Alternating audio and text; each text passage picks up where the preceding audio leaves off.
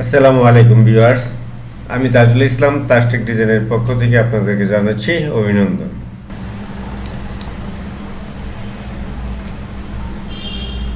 এখন আমরা আলোচনা করব, আমরা দেখব ডস টুলের ব্যবহার। ডস টুলটা সিলেক্ট করলাম, সিলেক্ট করলে এমন একটা মেনু বার আসবে। এখানে ডস টুলের সেটিংস আছে, তারপরে হচ্ছে গিয়ে আমি নতুন একটা নিতে পারবো, নিউ টুলস। তারপরে হচ্ছে এখানে সাইজ, আমি একটু সাইজ ছোট বড় করে আমি কাজ করতে পারবো। এরপর এটা কি, এটা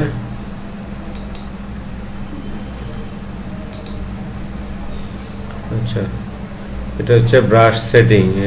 ব্রাশ সেটিং বিভিন্ন বা সেইখান থেকে আপনার সেটিং করা যায়। বা সেটিংয়ে কাজ করবো আমি এখান থেকে করে আমি এখানে কাজ করব। তারপরে হচ্ছে মিড স্টোন, হাইলাইটস, শ্যাডো,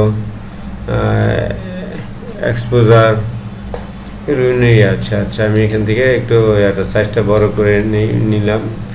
তারপরে ডস টুলটা সিলেক্ট থাকা অবস্থায় আমি এখানে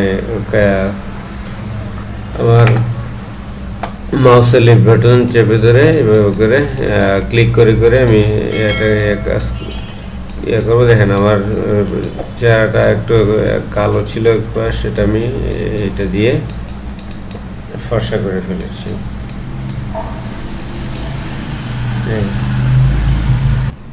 আশা করি টিউটোরিয়ালটি ভালো লেগেছে, আর ভালো লেগে থাকলে অবশ্যই লাইক, শেয়ার, কমেন্ট দিয়ে আমার সাথে সংযুক্ত থাকবেন। আর যদি সাবস্ক্রাইব করে না থাকেন তাহলে আমার চ্যানেলটি দয়া করে সাবস্ক্রাইব করে দেবেন। ধন্যবাদ।